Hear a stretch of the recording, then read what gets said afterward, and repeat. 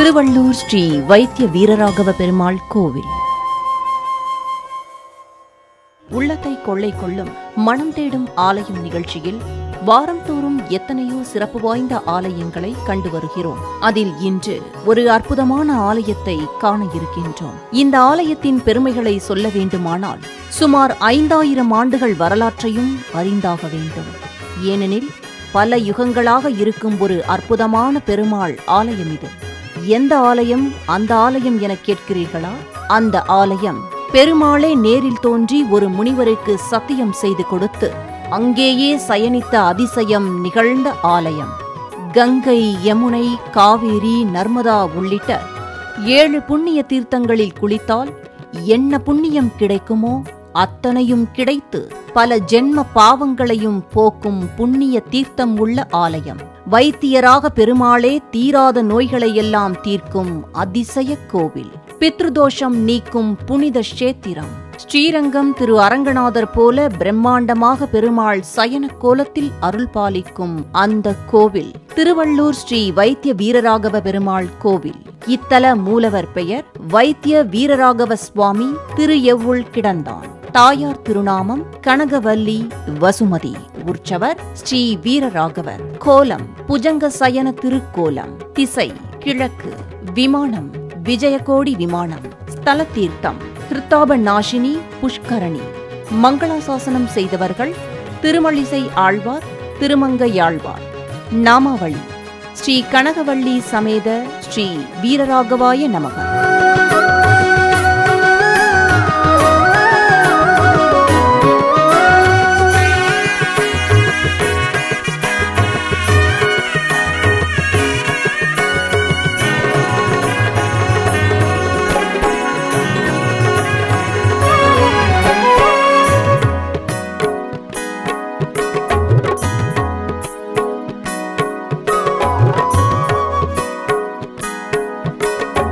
இந்த ஆலயத்தில்தான் இவ்வூரை விட்டு எங்கும் இனி போக மாட்டேன், இங்கு என்னை நாடி வரும் பக்தர்களின் சகல பாவங்களையும் கர்ம வினைகளையும் தீர்ப்பேன் என ஒரு முனிவருக்கு தலைமேல் கை வைத்து சத்தியம் செய்து கொடுத்தார். அந்த வரலாற்றை இனி பார்ப்போம். திருமால் மீது மிகுந்த பக்தி கொண்டிருந்தார் சாலிஹோத்திரர் என்ற முனிவர். தவசீலரான அவர் பல தலங்களுக்கு தீர்த்த யாத்திரை செல்வதை வழக்கமாக கொண்டிருந்தார். அவ்வாறு செல்கையில் தொண்டை மண்டல கஷேத்திரங்களுக்கு யாத்திரை சென்றார். அப்போது இவ்வூர் வந்த முனிவர் இங்குள்ள கிருத்தாப நாசினி என்ற புண்ணிய தீர்த்த குளத்தில் சித்தர்களும் முனிவர்களும் நீராடிக் கொண்டிருந்ததை கண்டார். உடனே இதுவே தான் தேடி வந்த புண்ணிய கஷேத்திரம் என உணர்ந்த முனிவர் இங்கேயே ஒரு குடிலமைத்து அதில் பலகாலம் தங்கி தவம் இருக்கத் தொடங்கினார். அப்படி தவம் இருக்கையில் ஆண்டிற்கு ஒரு முறை மட்டும் அன்னதானம் செய்வதற்காக தவத்தை கலைக்கும் வழக்கத்தை கொண்டிருந்தார். நெல்லை அரிசியாக்கி அதை மாவாக்கி அதில் ஒரு பாதியை யாரேனும் ஒரு வயோதிகருக்கு அன்னதானம் செய்து மறுபாதியை அவர் உண்ட பின்பு மீண்டும் தவம் செய்ய தொடங்கிவிடுவார். இப்படியே பல ஆண்டுகள் கழிந்தன. அப்படி ஒரு முறை முனிவர் தனது தவத்தை கலைத்து அன்னதானம் செய்வதற்காக வயோதிகருக்காக காத்திருந்தார். யாரும் வராத காரணத்தால் மனமுடைந்த முனிவர் திருமாலை மனதில் நினைத்து வேண்டினார். பக்தன் வேண்டினால் பொறுப்பாரா அந்த பரந்தாமன்? உடனே ஒரு வயோதிகர் போல உருமாறி வந்தார் அந்த வைகுண்ட வாசர். வந்தவர் முனிவரிடம் பசியால் வாடுகிறேன், ஏதாவது கிடைக்குமா என்றார். உலகையே காக்கும் அந்த கேசவன் ஏதும் அறியாதவர் போல வந்திருப்பது மாதவன் என அறியாத மா தவசி மனமகிழ்ச்சியில் இது தனது பாக்கியம் என ஆனந்தத்தில் காத்தருளினாய் என் தவத்தை அறியே என வேண்டி அரிசி மாவை உருண்டையாக்கி வயதான கோலத்தில் வந்திருக்கும் பெருமாளுக்கு கொடுத்தார். முனிவரின் அன்பை பரிசோதிக்க எண்ணிய பெருமாளும் அதை உண்ட பின்பு மீண்டும் பசிக்கிறது, பசி அடங்கவில்லையே, என் செய்வேன் என்றார். முனிவரும் தனக்கு இல்லாவிட்டாலும் பரவாயில்லை என்று சற்றும் சிந்திக்காமல் தன் பங்கையும் பெருமாளுக்கு தந்து அவர் உண்பதை பார்த்து மகிழ்ந்தார். முனிவர் தந்ததை திவ்யமாக உண்டு பசியாறிய அந்த உலகளந்த நாராயணன் ஓய்வெடுக்க விரும்பி உறங்குவது எவ்வுள் என்றார் முனிவரிடம். கேட்டது யார்? இந்த பூவுலகையே காத்து ரட்சிக்கும் அந்த பூபாலன் அன்றோ? ஆனால் ஏதும் அறியாத முனிவரோ தனது சிறு குடிலை காட்டி இவ்வுள் என்று சொல்லிட அவரும் உடனே அங்கேயே சயனித்தார் அந்த ஆனந்த சயனம்.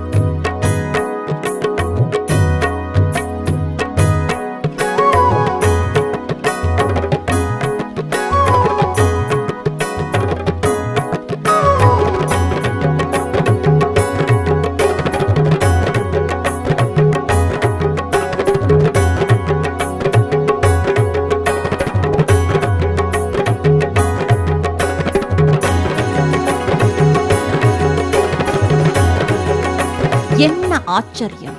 வயதான கோலத்தில் படுத்த அடுத்த கணம் தான் பெருமாள் என்பதை சிலையாக உருமாறி உணரச் செய்தார். திருப்பார்கடலில் பள்ளி கொண்ட பெருமாளே எவ்வுள் என கேட்டு சயனித்ததால் இவ்விடம் திரு எவ்வுள் என பெயர் பெற்றது.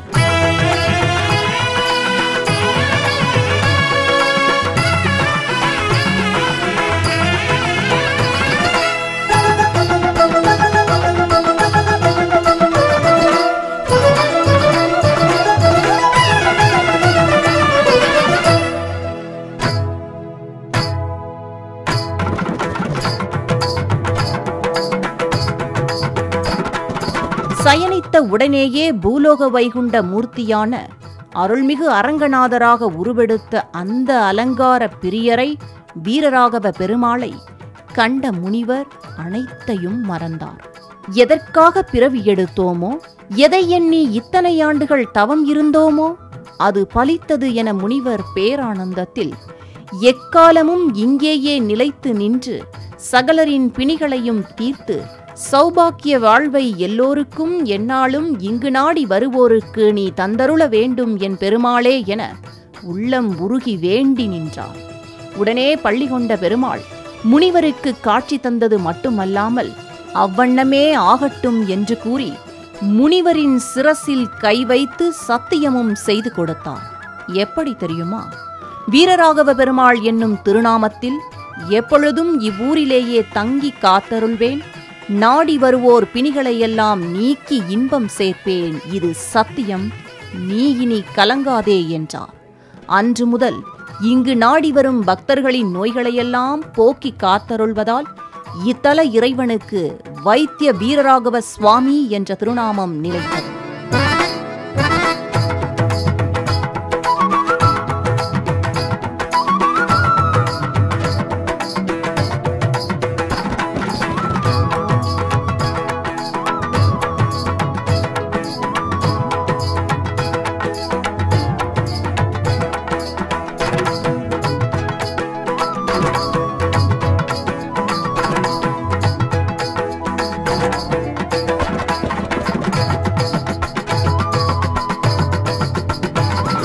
ஒரு கோவிலின் பழமையை அறிய அந்த கோவிலின் கோபுரத்தை பார்த்தால் போதும் என்பார்கள்.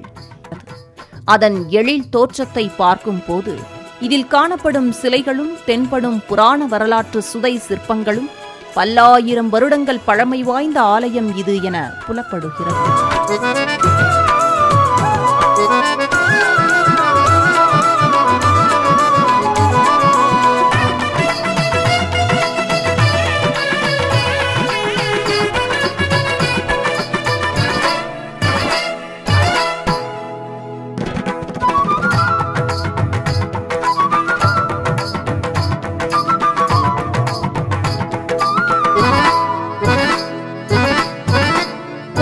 மண்டப முகப்பில் 12 ஆழ்வார்கள் அற்புதமாக காட்சி தருகிறார்கள்.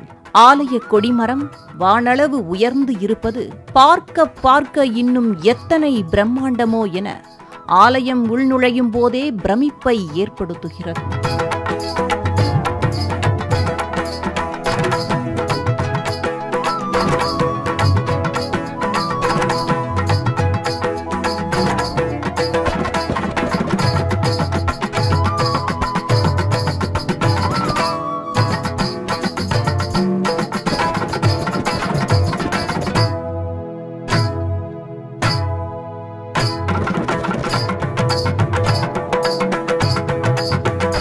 கோவில் உள்ளே மிகப்பெரிய பிரகாரங்கள் விசாலமாக காணப்படுகின்றன.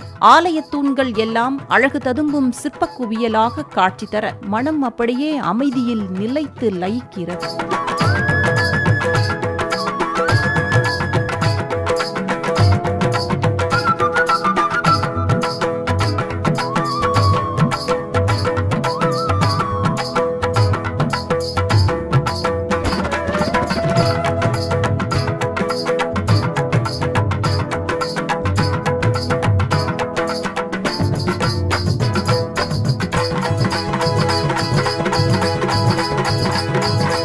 இன்னும் எத்தனை நிமிடமோ அவையெல்லாம் வருடமோ என பள்ளி கொண்ட பெருமாளை உடனே கண்டுவிட மனம் ஏங்கி அலைபாய்கிறது.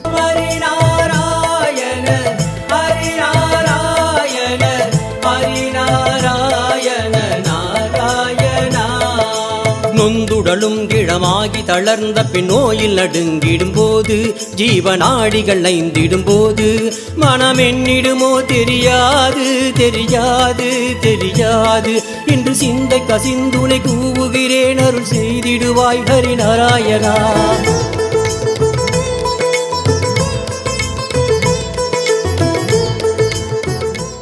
ஆலயத்துள்ளே தனி சன்னதியில் ராமபிரான் கோவில் கொண்டு உள்ளார். ஒருவனுக்கு ஒருத்தி என்னும் தத்துவம் மக்களுக்கு மட்டுமல்ல மன்னனுக்கும் தான் என வாழ்ந்து காட்டிய ராமபிரானை தரிசிக்கும் போது நம்மனமும் அவரைப் போலவே வாழத் தூண்டுகிறது.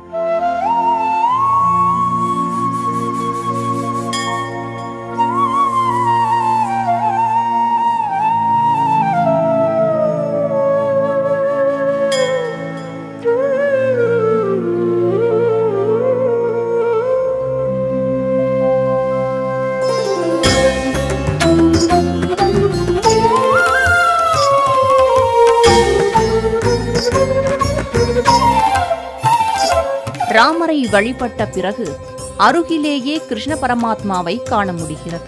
கலியுகத்தில் நல்லவனுக்கு நல்லவனாகவும் வல்லவனுக்கு வல்லவனாகவும் வாழ்வது அவசியம் என கீதையை உபதேசம் செய்த பரந்தாமன் உரைத்த வார்த்தைகள் நினைவுக்கு வர, எது நடந்தாலும் அது நல்லதாகவே நடக்கட்டும் என பரமாத்மாவை வணங்கி மனம் தெளிகிறது.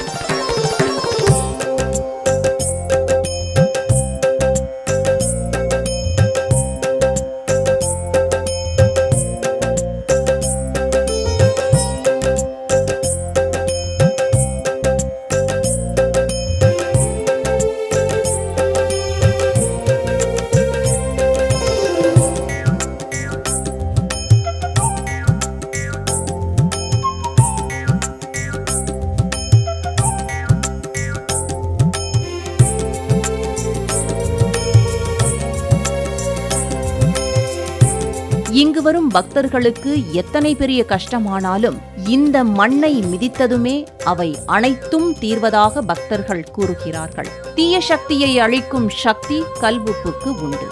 அதேபோல கபம், வாதம், பித்தம் சம்பந்தமான நோய்கள் வராமல் தடுக்கும் ஆற்றல் மிளகுக்கு உண்டு.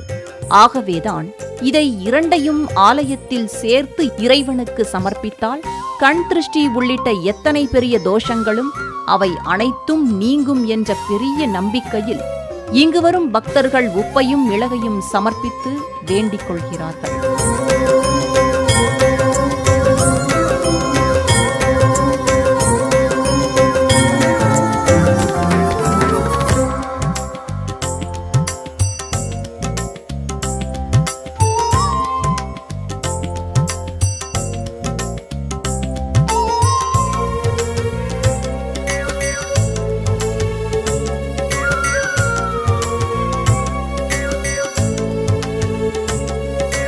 பள்ளி கொண்ட நிலையில் அற்புதமாக இங்கு அருள் பாலிக்கும் இத்தல மூலவருக்கு சந்தன தைலத்தில் மட்டுமே அபிஷேகம் செய்யப்படுகிறது.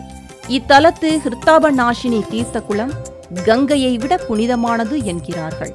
இக்குளத்தில் குளித்தால் மனதில் நினைக்கும் பாவங்கள் கூட தீருமா?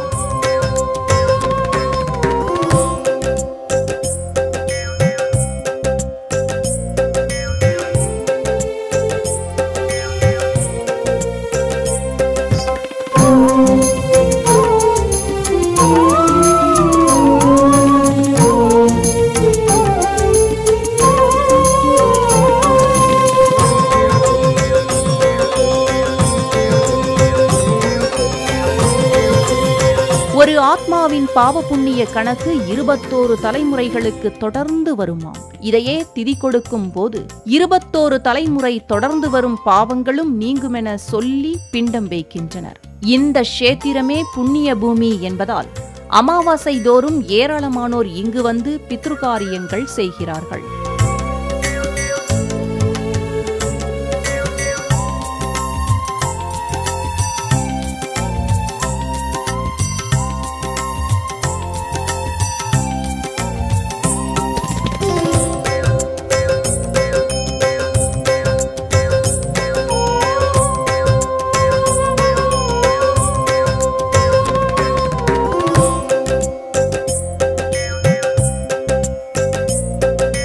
குறிப்பாக நோய் தீரவும் சாப தோஷங்கள் நிவர்த்தியாகவும் இந்த குளத்தில் ஏராளமான பக்தர்கள் நீராடி வெள்ளத்தை கரைக்கும் வழக்கத்தை கொண்டுள்ளனர்.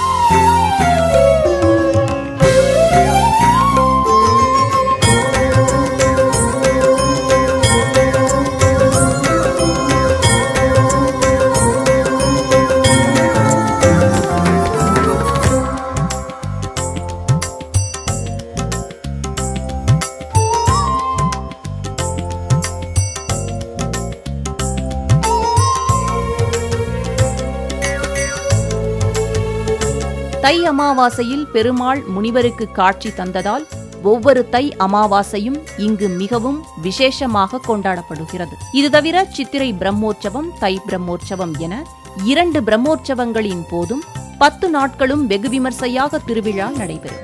ஆகஸ்ட் மாதத்தில் பவித்திர உற்சவம் நடைபெறும். மேலும் ஆனி மாத தெப்பம், மாசி மாத தெப்பம் என ஆண்டிற்கு 2 தெப்பத் திருவிழா நடைபெறும்.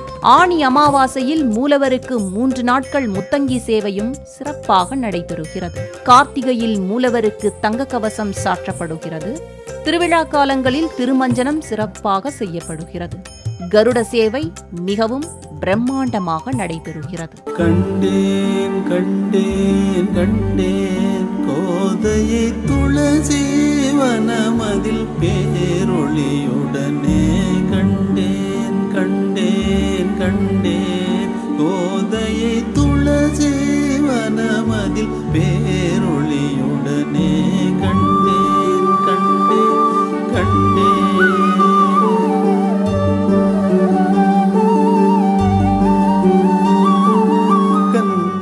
சென்னை சென்ட்ரலில் இருந்து திருவள்ளூருக்கு ஏராளமான ரயில்கள் செல்கின்றன.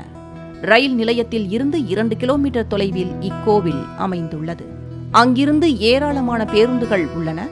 தேரடி நிறுத்தத்தில் இறங்கி இக்கோவிலை அடையலாம். திருவள்ளூர் நகரின் மத்தியில் இக்கோவில் அமைந்துள்ளது. திருவள்ளூர் சென்னைக்கு அருகில் இருப்பதால் சென்னையில் இருந்து எளிதில் பேருந்து மூலம் திருவள்ளூர் சென்றடையலாம்.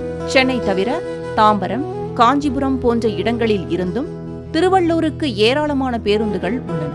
வாழ்வில் அனைவரும் ஒருமுறையேனும் சென்று தரிசிக்க வேண்டிய ஆலயம் இது. தனிமையில் பெருமாளை வேண்டும் போது பாவங்கள் மட்டுமல்ல, எல்லா நினைவும் கூட நினைவில் நில்லாமல் பெருமாளும் அவரின் சயன கோலமும் மட்டுமே நெஞ்சில் நினைவாய் நிற்கிறது.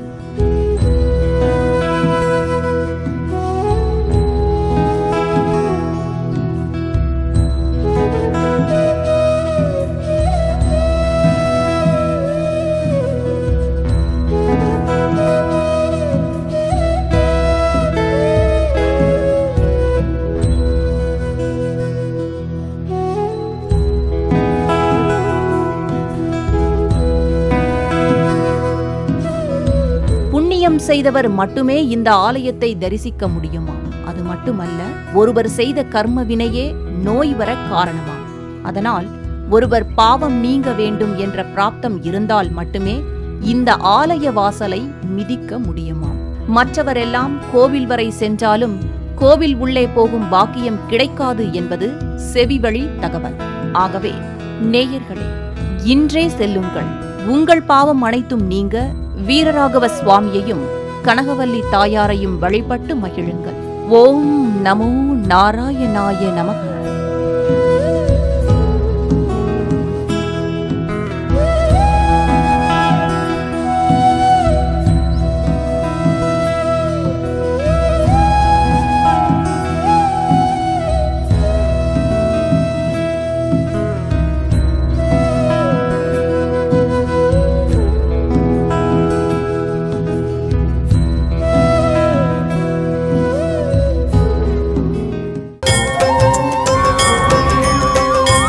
திருவள்ளூர் ஸ்ரீ வைத்திய வீரராகவ பெருமாள் கோவில்.